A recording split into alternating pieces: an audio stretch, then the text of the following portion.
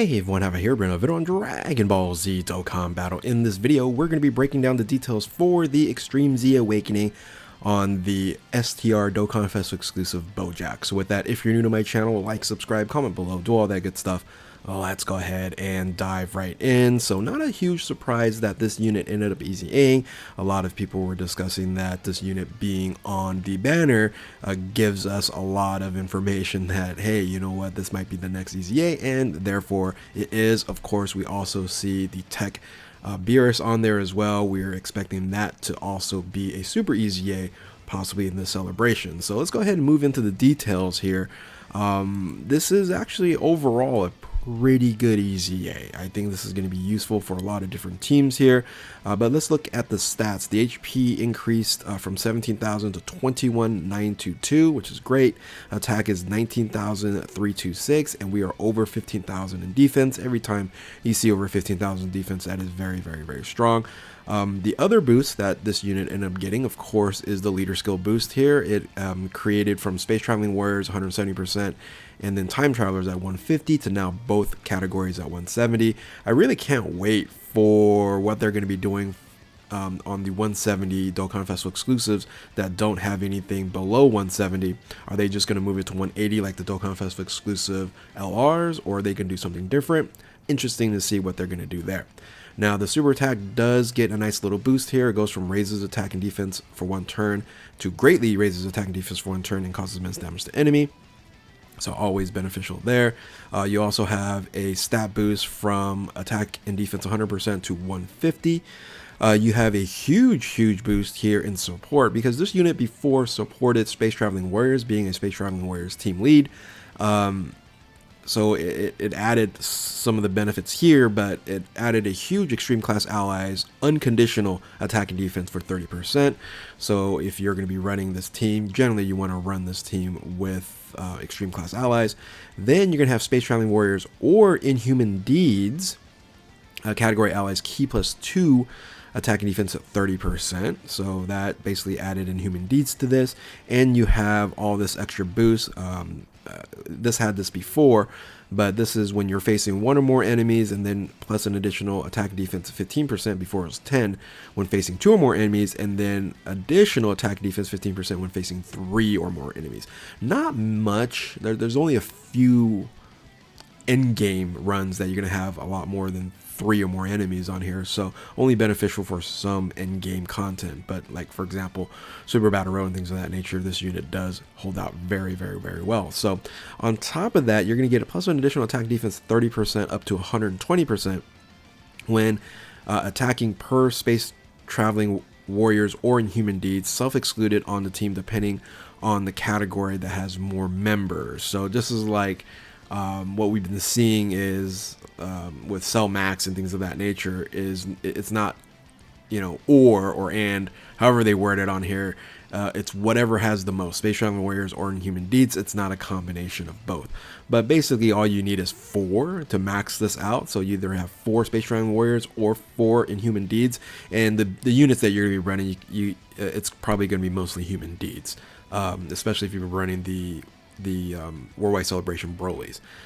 Guard against all attacks when there's 5 or more Space Traveling Warriors or Inhuman Deeds category allies on the team. So adding this makes you want to run 5 total. Again, excluding, it doesn't say excluding yourself. So basically it's 4.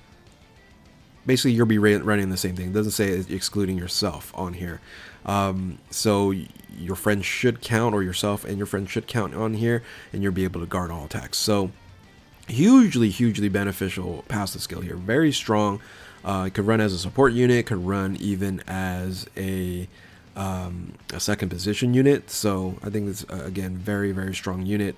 On top of that, it's going to get better when you transform. Well, actually, it depends on how you're running this. If you're running this as a support unit, you're generally just going to keep it here, and if you're going to need this as a second position or main rotation unit, you do want to transform, and this transformation can be activated when facing one enemy starting from the 4th turn of the battle.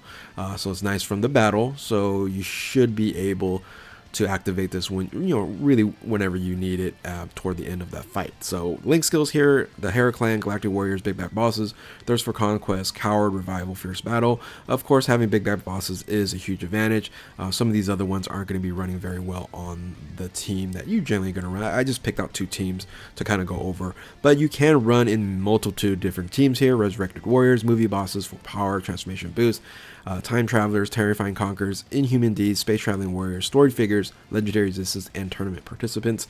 I would say Resurrected Warriors, Movie Bosses, Transformation Boost, Terrifying Conquerors, Space Traveling Warriors, of course, and Inhuman Deeds. Those teams, you should be able to maximize his passive skill, especially the support factor on here, very easily. Now let's talk about the transformation. I think the transformation is very strong here, but again, if you're running this in support, you're just going to keep it at base form.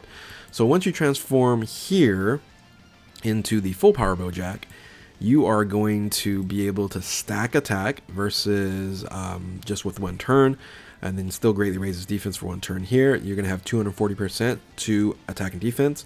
You're going to have an unconditional guard, launches additional, and this is kind of where it's goofy, right? You have an unconditional guard, but you have a condition prior to, so generally you're not gonna change. That's very funny to me. You're not gonna change your team that you bring in.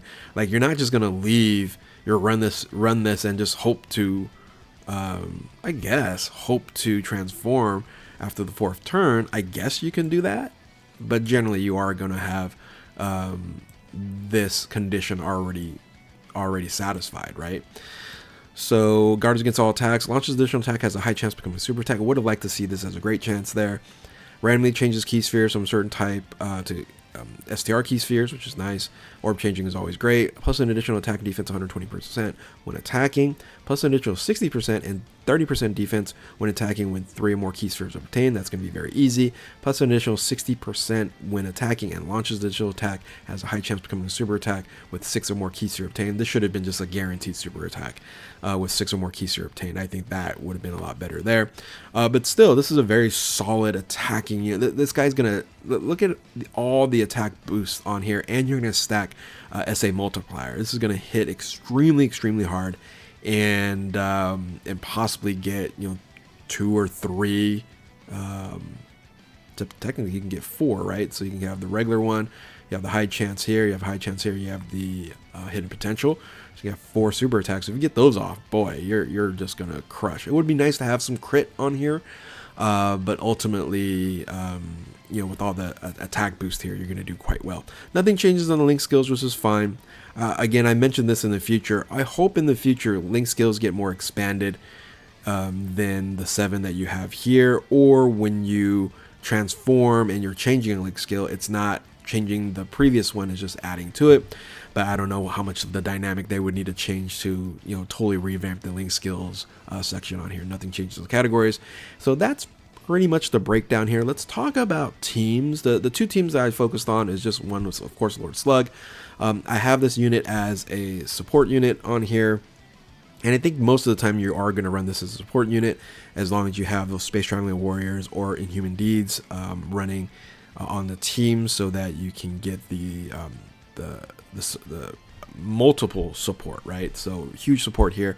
And again, if you're going to be running Demonic Power in Inhuman Deeds Movie Bosses team here, this is going to be solid. Again, you can trade out the Broly's if you don't want to run it at 170%, but the Broly's are so strong, even at 170, it's hard to remove them off. But if you wanted to bring like a Cell Max, or even in the floater position, the AGL Frieza on there, I guess, should be fine, because most of these are Space Traveling Warriors anyway.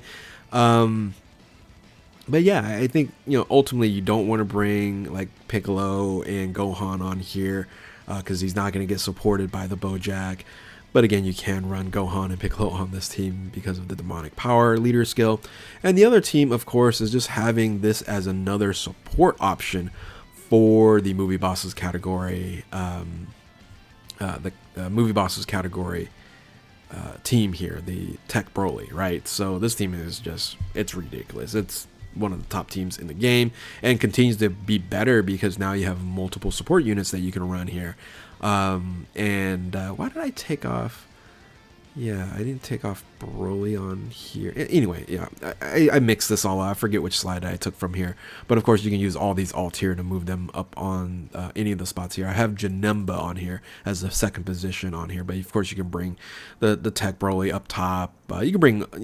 this team is just too good. But now you have Bojack on here for that additional support if you wanted the additional support. You don't even have to have support on this team. So anyway, this is pretty much a nice overall, just a good unit to be a support or to even run in main rotation. In second position, I would recommend if you were going to run in main rotation on there. But all up to you. Again, I like these EZAs when they're definitely usable, and I would hope in the future they can still have EZA units. Just add a little bit of support on there, just in case you're overwhelmed on the new units on a team. For example, like this, if this unit didn't have support, it wouldn't make it on the team, right? So, but anyway. With that, hopefully you guys enjoyed this video here. Let me know what you guys think about this new EZA Bojack. And if you're new to my channel, like, subscribe, do all that good stuff. Thank you all for watching. Keep on Dokkaning. We'll catch you next time. Later.